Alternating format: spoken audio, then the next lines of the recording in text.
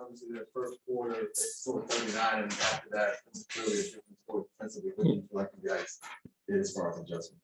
We didn't adjust. We just tried to do what we planned on doing better. Joel causes you to pay so much attention to him, and then they have guys all over the place that can catch it and do a lot with the ball. But that number had everybody a bit riled up. And then in the second half, they had 40 points. So the response out of halftime and then the response out of the timeout when they cut it to 3, I thought we had 2 huge responses tonight. And, that you can't do that if you don't have a level of mental stamina and stability. I thought all night long, our guys just kind of stayed relatively calm for us. With the officiating not going our way and them getting to the free throw line and different guys getting into foul trouble, I thought all of our guys had a level of, confidence that we'd be okay if we could just put some consecutive stops together. And then in the second half, you saw a totally different defensive intensity. And Mikal, James is Hall of Fame MVP, but Mikal just made it tough on him with his length.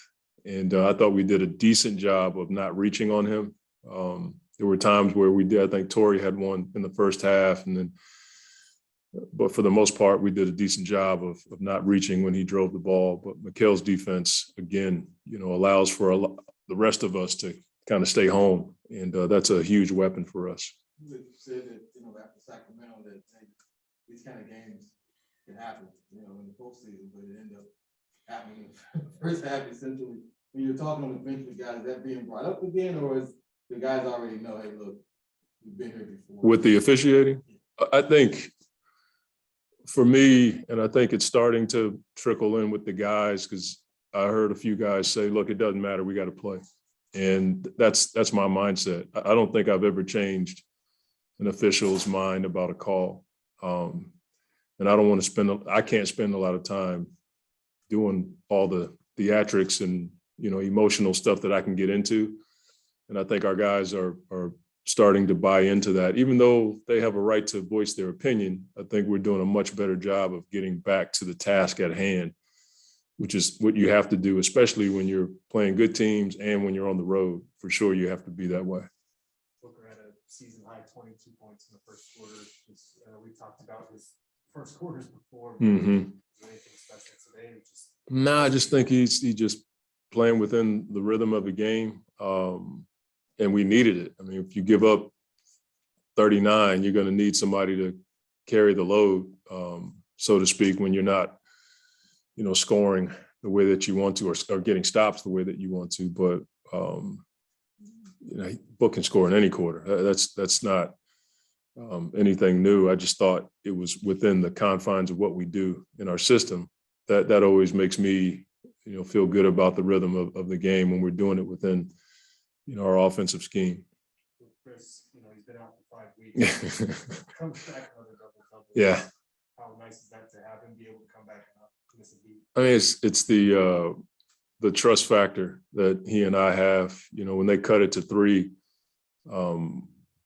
I hate subbing one guy like it's his fault, and it wasn't Campaign's fault. We just had a bad stretch. But during those moments, Chris and I just had eye contact. It was like, okay, let's go. And then he just goes out there and does his thing. But the efficiency that he does it with is tremendous, because he's seeing all kinds of defenses, the blitz, the switch. And tonight they were in a drop, but they had really good pursuit in the drop. They would get into Chris and trail him. And so he was snaking a lot. Sometimes that allows for him to get to his mid-range. And then there were a few times where he faked the mid-range and find a guy. And he's seen every defense imaginable, so I don't think it's there's much you can do to stop him. But he also does it within the confines of what we do. And he's just so efficient. With Chris, before he got hurt, you were having a tendency to play him almost 40 minutes a game. And this is 15. Do you think that's a blessing in disguise in some way? Because his body had a chance to sort of like rejuvenate as you're heading down the stretch and going into the playoffs? I hope so. I mean, I already lied twice about the minutes I wanted to get him to. I didn't want to get him to past 26. The last game, he got to 30. Tonight, he's at, I think he's at 36. So I think it is for sure to give his body and his mind a chance to rest a little bit, even though he probably doesn't rest as much as you think from a mental standpoint. But I think it has been good for his body. Monty, something we've talked about a lot is wear down effect. Mhm. Sense confidence from the guys in those parts of the game, like mid third quarter, mid fourth quarter. Yeah. I mean, the signature play for me was the last steal McHale got. You know, that's a, you know, sometimes you think about it from an offensive standpoint. If you're just playing 0.5 and move the ball around, it can wear teams down. But tonight I saw it defensively. And then for McHale to pick up that steal on that pocket pass, it reminded me of the game in Portland where Chris got the steal on Lillard in the same situation, tight game. He knew what was coming because the one thing we didn't want to do was let those guys play in the paint. And so we started blitzing and they were stretching us out and picking us apart. So we had to go back to a normal coverage. And his pursuit is a bit of a wear down effect. When you have a guy that has that much length, you don't know if he's going to be on you as the ball handler or if he's going to get in the pocket and take away the pass to the big. And I thought that was case in point of that phrase, wear down effect. In the second half, especially when Harden and Embiid were looking for a foul call, you guys were able to really run out. Yeah. How'd you like execution? I mean, that's the one thing we talked about that was hurting us. You know, there was a stretch this year where we were complaining about a foul that, you know, may have been a valid complaint, but it hurt you in transition. And we wanted to take advantage of that. And we try to do that against, you know, any team that does that. But it's an emotional, competitive game. And I get when players voice their opinion, but when the opposition's doing it, you want to take advantage of it. You also took advantage, didn't you, of the start of the fourth quarter when he went out with the ankle? Yeah. I mean, he was going to take that rest anyway. He was, when he turned it, he was about at his threshold for minutes. I just thought our defense went up a level, and the second unit defense went up. I thought the second unit in the first half, when they came in, it was a bit inconsistent. In the second half, it was a much better effort defensively from that group. It kind of held serve, if you will, so the starters could get some rest. Just talking about defensive execution, the doubling on Embiid late in the clock or as he's holding the ball. Yeah. How did you feel that strategy went?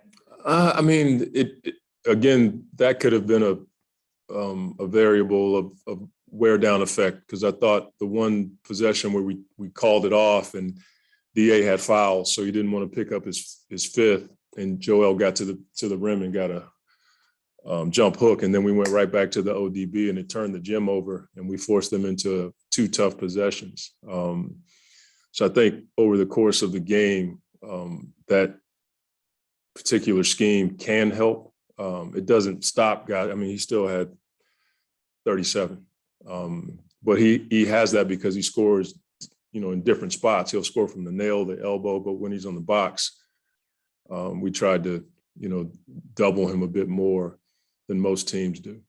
How much does just, you know, without McGee and like Biombo, obviously, how much just being active around Joel affects the game because it's like a great. Instead of just letting him just grab a rebound, attack, and Yeah. Biombo got it, bust it off. No, I think the activity is something that you can point to, and then also having guys that are, you know, capable of scoring.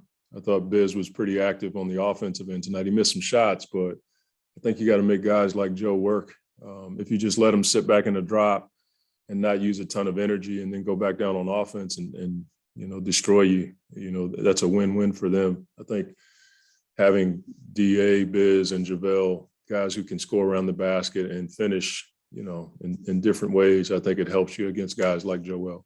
Hey, Monty, slightly off topic, but you played with Hubert Davis. Mm. And he's got his team in the final Yeah. now. I'm just wondering your thoughts about what makes him a good coach and just what he's doing there in North Carolina? Hubert was always really thoughtful about the game. He and I come from the same area, and he was, what people don't know about Hubie D was he was almost as good in football as he was in basketball. He was big time wide receiver in high school, and to see him in this position at his alma mater in the Final Four, it's really cool. I've watched them a few times, and they had some struggles early on, and his ability to keep the group together through the adversity. I saw they were showing some clip today where they played Kentucky early this year, and they got beat by like 30-something or 40. And I listened to the players talk about his demeanor, and his positive way allowed for them to have some confidence that they could get it together. And they've been on a heck of a run. That says a lot about the situations he's been in. I remember in New York, Coach Riley trusted Hubert in closing situations, and John Starks would be on the bench sometimes, and he'd have Hubert in the game. And that speaks to, his IQ for the game and his toughness. So I'm not surprised. He's been in that program as an assistant for a while. I'm sure he's learned a ton. The Carolina way is something we've all kind of stolen a lot from. And if you've ever been on that campus and been to the gym with them, they have basketball IVs in their arm. I mean, they are a basketball nirvana, if you will. So I know he's learned a ton being in that program. This is the first team to improve by 10 wins or more in 3 consecutive seasons. Last team that did it was the Celtics back in 1970. Outside of the wins and the losses, the record, how do you measure progress?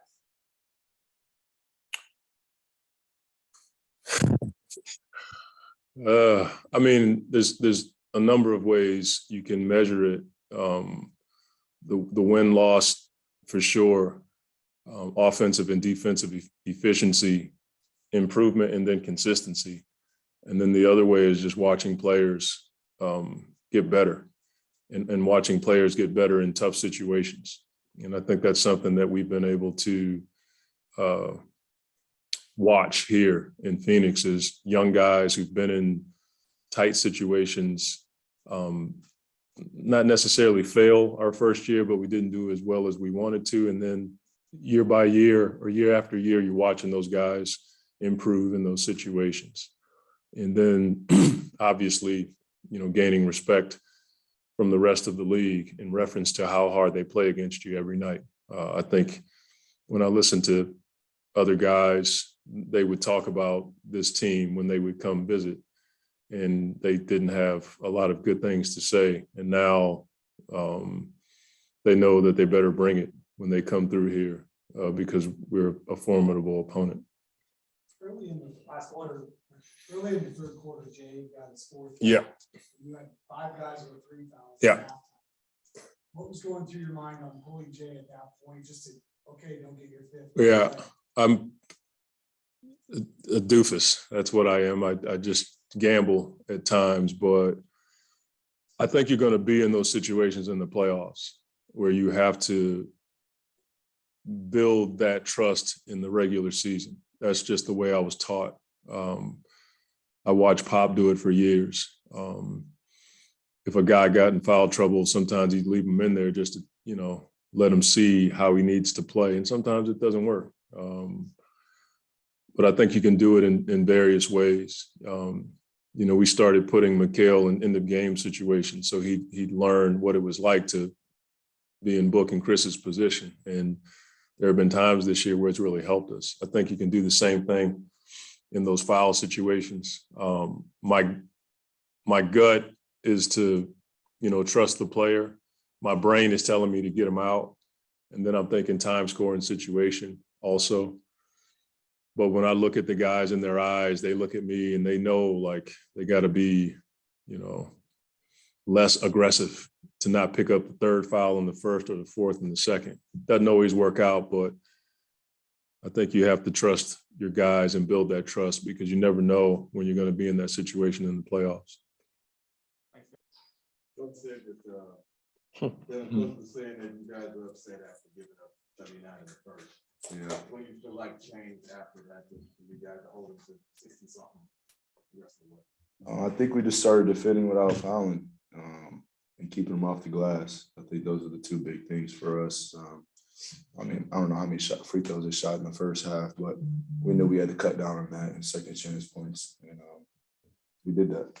Chris, you getting in a rhythm with your second game back. What things that you feel like were even better for you tonight as opposed to the first time? I'm just trying to get my win. I be tired out there a little bit, but it's getting better. It's getting better, and I don't know, just trying to get a rhythm, get in the flow. The guys stayed in a great rhythm when I was out all those games, but even before I went down, you know, we were in a good rhythm. So just it's different playing and watching from the sideline. So just trying to make sure we got all our sets and all that rolling. The atmosphere tonight after you hit the three, what was it like for that crowd to get you guys back in it and then pull it out? I mean, that's part of home court. We ride off our crowd a lot. So as you can see, we're just a well-connected group right now. And you can see after that shot how the bench reacted and how we reacted to the closing these guys out. But we just played hard and played through for 4 quarters. And tonight the crowd helped us a lot.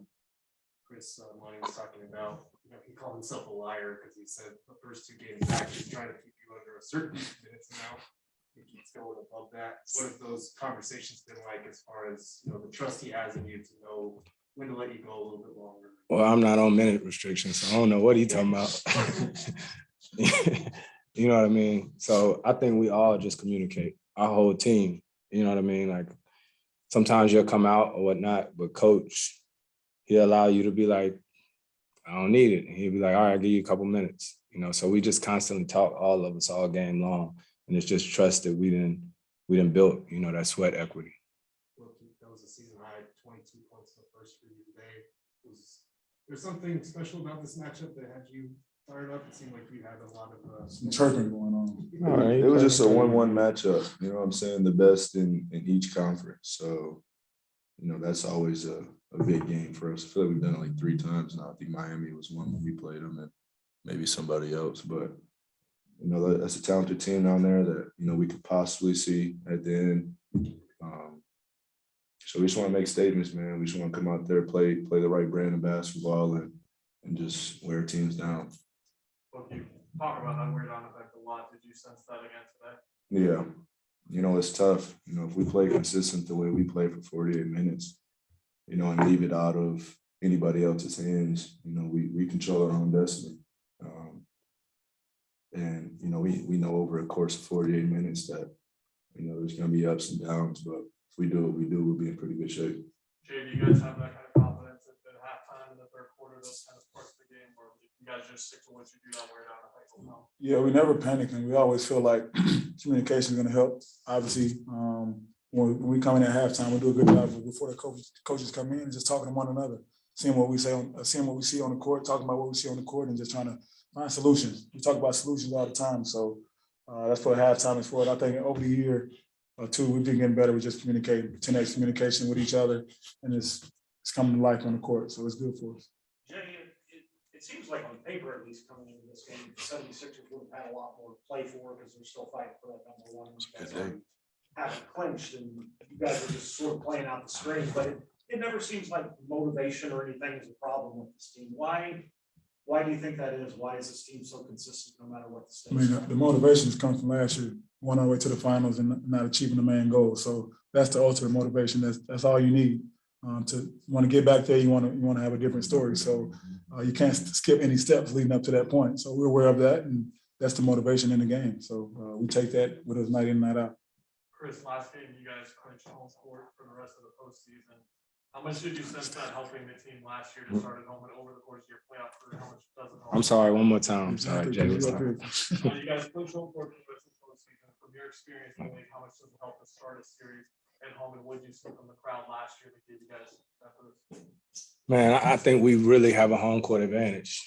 You know, our crowd is amazing. And so, I mean, you always rather be home in any situation, sleep in your own bed, eat the food that you used to, do the same routines that you used to. So we're grateful to our fan base here, and we just want to continue to make this a tough place to play, even through these last couple regular season games that we got. And we feed off of them. We talked about it when Jay hit that shot towards the end of the game right there. The energy that our team feels off the crowd is nothing like it. Speaking of working on the crowd, I noticed that late in the fourth, when you both going up for the rebound off the wall against Jay and we both, were going after it, you gave their pound. So what does that speak to basically getting the crowd to enjoy it? Who got it?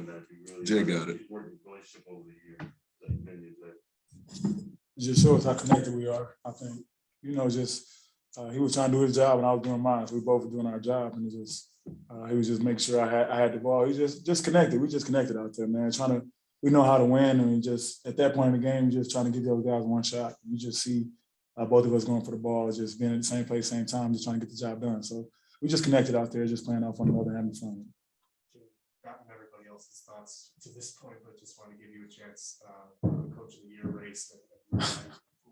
You know where I stand at. I was mad. I was pissed off last year about that. I thought he did a great job of just getting our team where it needs to be, winning games at a high level. And I think it was sort of disrespect last year. So you know where I stand this year. I stand behind our coach. I think we're doing a good job of just he putting us in position to succeed, and we're doing, I think, getting the job done. So I think it's almost a no-brainer in my eyes. It's a no-brainer who's the coach of the year. And back-to-back years that close last year, didn't get it. It's most definitely he should get it this year. So, Devin, Coach relayed a story to us about last year when we saw the announcement and we heard you guys in the hallway totally upset. He said, but that was enough. That was enough for him. That to hear you guys being upset was enough of a reward for him. I'm assuming this year that's not going to be enough. Yeah, it wasn't enough last year. We talk about it as a team all the time. You guys have heard us say it, like we celebrate everything. And something like that, coach of the year, that's monumental. Legacy. You know what I'm saying? That's legacy stuff. And, to be cheated out of that, it's tough, man. Like people have kids, Coach Monty has family that, all enjoy that. We've seen them all at All-Star Weekend running around. You see the joy and, the smiles on their faces. And it's not like we were pulling for him and he doesn't deserve it. Right. Once he earned it, then he should get it.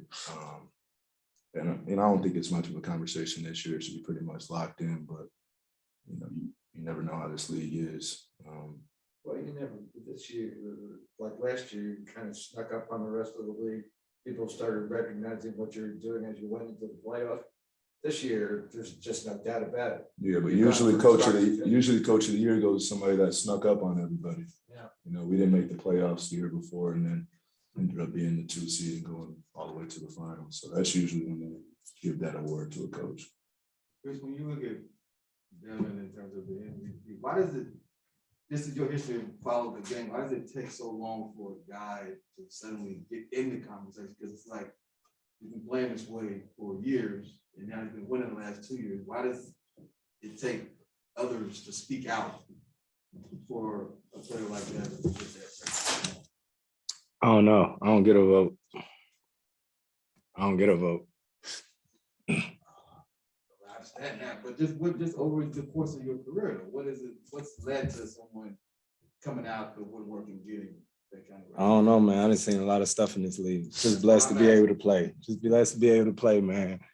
Can't be surprised. I done seen a man not make the first team all defense, but won defensive player of the year. Hello. You know what I mean? Devin, is it enough for you to get recognition from Isaiah Thomas or even Doc Rivers for the game said anybody who speaks against you getting an MVP is absolutely insane? Is that enough for you to get recognition from Titans like that? It's kind of what we talked about earlier. Like this is legacy stuff. Even with Mikal for Defensive Player of the Year, especially after a night like tonight. Like these are statements that I feel that go overlooked. For Mikal to take on this matchup and do what he does, and he's done this multiple times this year to high level players. So we don't know what it's going to take, man, but we can't worry about that. We're just going to come out here and keep winning games. We have a big one Wednesday versus Golden State. we're over 60 wins now, so, you know, we have nothing to complain about. You guys feel that you're getting the recognition around the rest of the country and the rest of the league that you deserve? I'm sure nobody feels that way. So, I mean, no. Yeah. That's the way it seems to me. Yeah. You guys, you were joshing around, did you hear the question? It's like, do you feel that the rest of Check you on that. you know, that the rest of the country, the rest of the league is recognizing really what you're doing? We don't know, and we sort of stay in our own little box. You know what I mean? Like we got such a tight group, like a tight unit of team or whatnot. We just focus on the next thing ahead. You know what I mean? Like Jay said earlier, that situation last year hurt. You know what I mean? So we all just try to do whatever we can, you know, every day to just be a little bit better. So I think we learn to control what we can control, and we have fun while we're doing it. Devin, I heard you mention multiple times how incredible it is you guys got to the 60 wins, but to be along the doorstep of breaking the franchise record, what would it mean for you guys to be a part of this franchise's history? I mean, that's everything, you know, especially this isn't just any old franchise. This is a very storied, rich history having franchise. So, you know, to go up there with those ones, those guys that have shaped and turned this into a basketball town, you know, that would be a true honor.